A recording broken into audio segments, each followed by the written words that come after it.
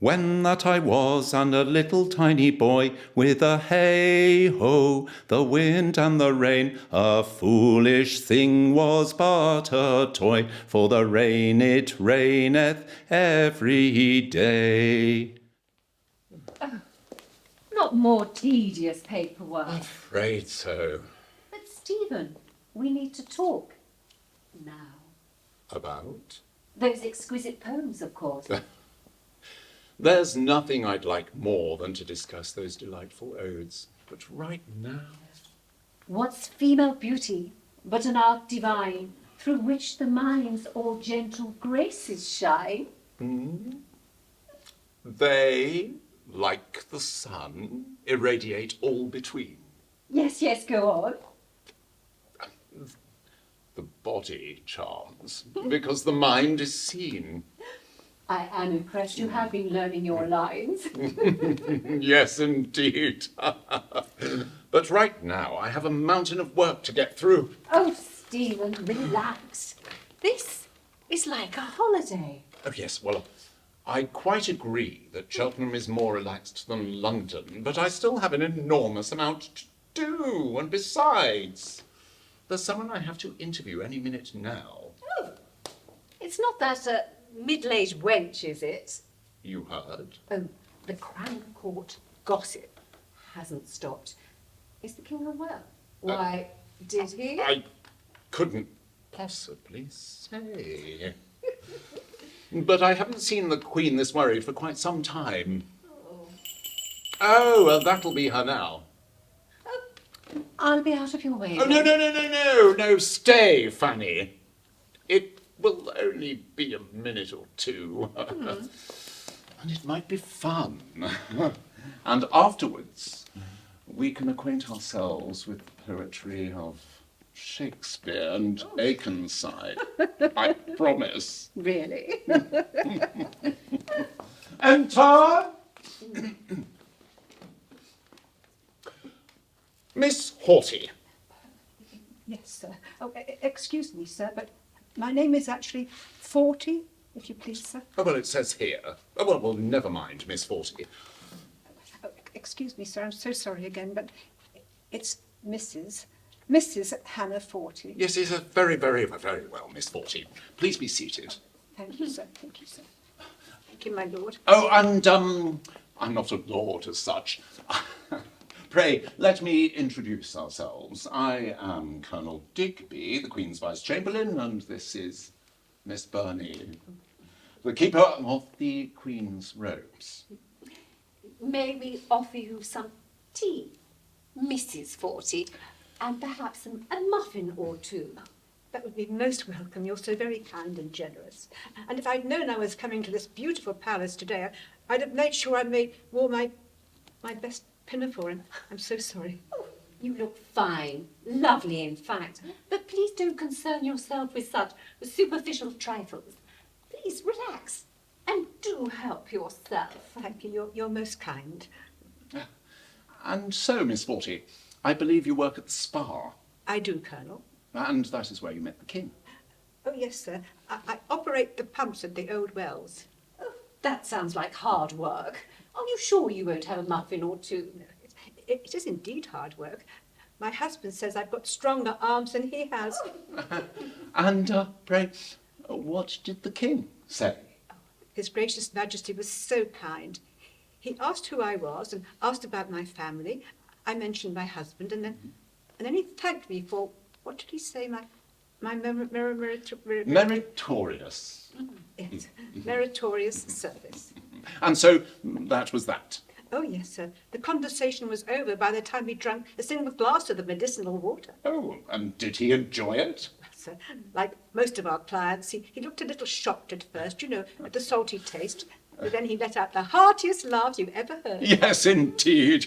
Only yesterday afternoon, His Majesty was telling me that he felt that the Cheltenham waters were doing wonders for his constitution. It surely is, sir. Couldn't get enough of it, he said. I'm pleased to hear it, sir. And so, Miss Haughty, it was on the following day that you received the King's message. Yes, a letter. And it was definitely from the king himself. Oh, yes, miss. It had such a large red seal covering it. I had to ask William, that's my husband, to help cut it open. And inside, at the bottom, was His Royal Majesty's signature. Well, that alone nearly filled the whole page. And what was in the letter? It was a personal message addressed to me. Yes, but what did it say? It was a message intended for me, really. Mrs. Forty, would you mind if I called you Hannah? It's just one of those happy coincidences, but you share that lovely name with my favourite niece. Yes, yes, of course, miss, thank you. And you can call me Frances if you like. Oh, yes, yes. Thank you, Frances. Hannah, you know, it's rather wonderful that the king has chosen you to whom to send a personal message. Colonel Digby and I are genuinely thrilled to hear this, and we share in your considerable joy and excitement. It is so precious I shall carry it to my grave even. And so you should, Hannah. Of course, it is a real rare occurrence that the king should send a message to you. Usually he sends the occasional message to his people, to the country at large, or perhaps a private message to one of his courtiers. But He rarely has the need or even the time to communicate directly with someone who is, how should I put it? Of more humble origin. how very perceptive of you, Hannah. Of course, King George would dearly love to communicate with every one of his subjects, but it is one of those sad burdens that he carries in his office as our monarch that he simply hasn't the time to do this in practice. And so you can see, Miss Forty, that what you have received is highly unusual. And it is now, therefore, incumbent upon you, please, to forthwith reveal the contents of the message. Well, I do understand, sir, but I'm sure it's not really important. I think it's a little of no consequence. Miss Forty, would you excuse us, please, for a moment? Of course. Look, we're simply going to have to tell her, don't you think? Oh, for goodness sake, we can't go about disclosing the world's best kept secret to this simpleton. Stephen, we have no choice. Look at her. She may seem all meek and mild-mannered, but under that exterior, there's a battle axe that's not going to move. All right, then. Very well. So, shall you say it, or will I? Oh, no, no. No. I shall take the lead.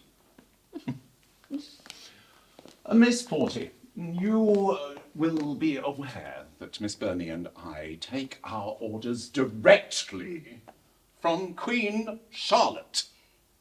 However, there is something else of which you will not be aware, that we are forced now to apprise you of. And therefore, I must ask you, please, to stand up. Oh, yes, sir, of course. Miss Burney will now fetch the Bible, upon which I shall ask you to swear a solemn oath. Yes, sir, of course, sir. You will swear upon the Bible that you will not reveal the details of this conversation to any living soul, so help you God. Thank you, sir. I do hereby solemnly swear I will not repeat any part of this conversation, so help me God. To any living soul, Miss Forty. Sorry, sir. To any living soul. Thank you, Hannah. You said it rather well. Well done. Thank you, Francis. My word is my promise. Indeed. And now we can tell you, Miss Forty, that the king has not been, well, quite himself recently. And to cut a long story short, we have been instructed by the court physician Under authority from the Queen, you understand.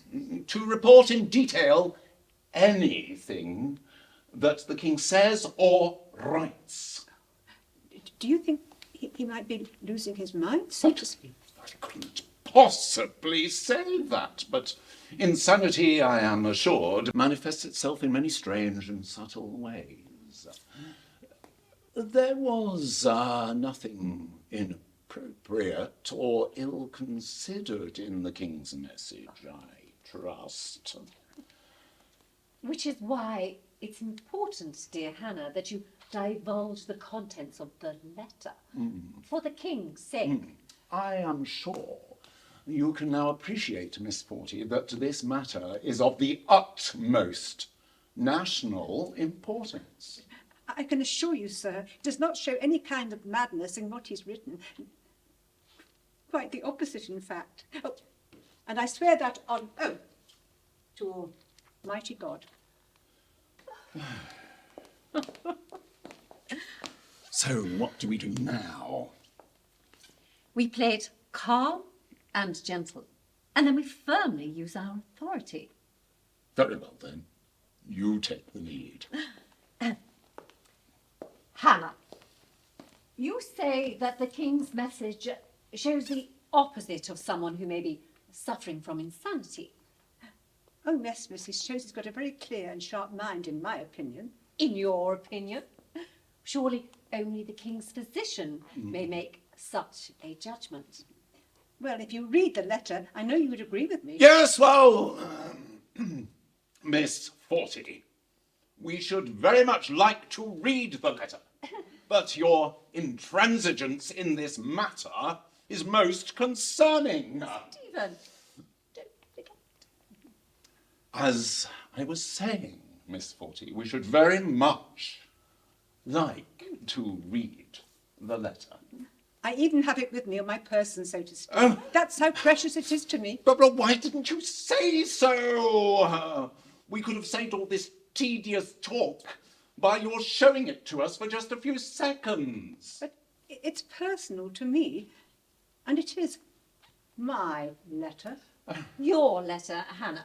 Is that what you think? I'm afraid we have to correct you on that point. You see, the King wrote the letter, and therefore it still belongs to him. Crown copyright applies in this case. It is the Crown which owns the letter. And Hannah, regardless of what you may say or think, Crown copyright remains intact. But he wrote it to me as a gift because... Because? I think he wanted to make me smile. That's the sort of kind and generous nobleman that he is. And so the message made you happy? Did he pledge something, some money or property? Oh, no, sir, but what he's written is priceless to me and to my husband. Oh, I see, Hannah.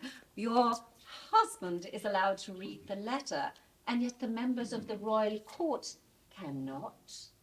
Francis, with respect, I do not want this letter to be seen outside of my family. If I show it to one, it'll be seen by every Tom, Dick or Harry. And who knows, front page news on the Cheltenham Chronicle or the Standard or even the Times.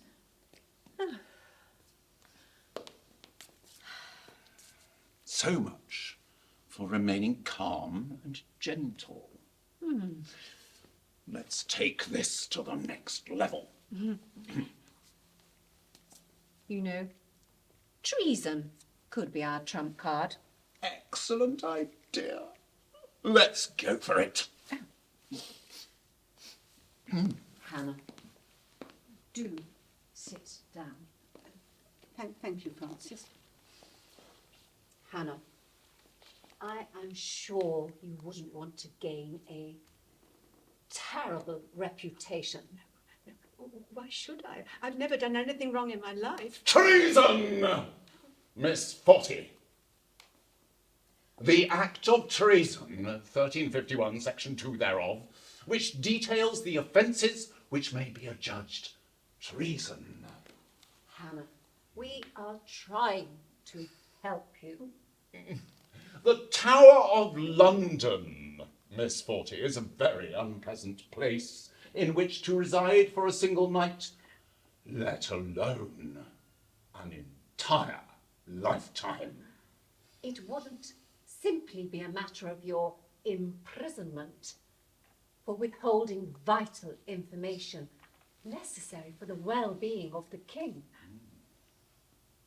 You would also, no doubt, be pilloried by the press, perhaps even labelled not as Mrs. 40, but something like, I don't know, Mrs. Naughty. Oh, indeed. I can see now the headlines writ large. Miss Naughty betrays King's kindness. There. Thank you so much. I see that good sense prevails at last.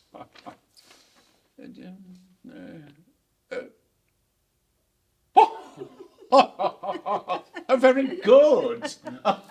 Well, Excellent. I told you. Yes, very good. is that it? Dear Mrs. 40, you and your husband together make 80. My husband and I, we've often been teased about our surname, but no one's ever made such a funny remark as that, and to think it came from our dear king himself. Oh yes, I can see why it's priceless. And I agree. It does show that the king still has a sharp and healthy mind. Yes, indeed, Miss Forty. Thank you so much for assuring us that the king is in the very best of health. You are free to leave. I'm glad to have been assistant, sir. And I hope we didn't scare you a little. Well, I didn't fancy the tower. You made the right choice, Hannah. Goodbye, Miss Forty. Goodbye, sir. Oh, Miss Forty, I am sure that you agree with us that the king is in the very best of health. Of course. You understand me. Yes, I do, sir. Thank you. Goodbye. Goodbye, sir. Goodbye, Hannah. Goodbye, Miss Burney.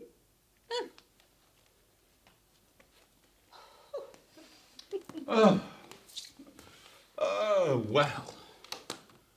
Talk about much ado about nothing. At least all's well that ends well. Well, I don't know. I've had enough for one day. Me too. I say, shall we resume our poetry lesson? I thought you'd never ask. Come on.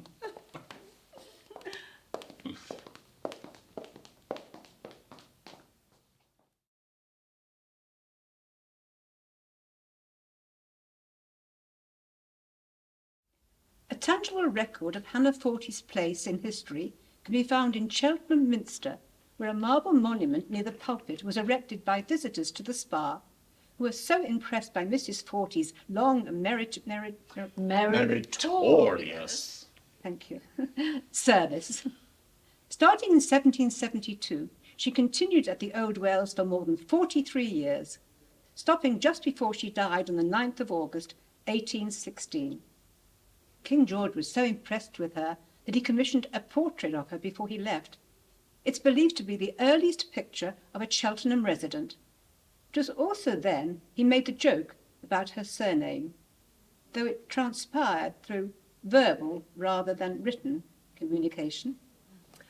Fanny Burney, the famous diarist and novelist, left the most detailed account available of the king's visit to Cheltenham in 1788.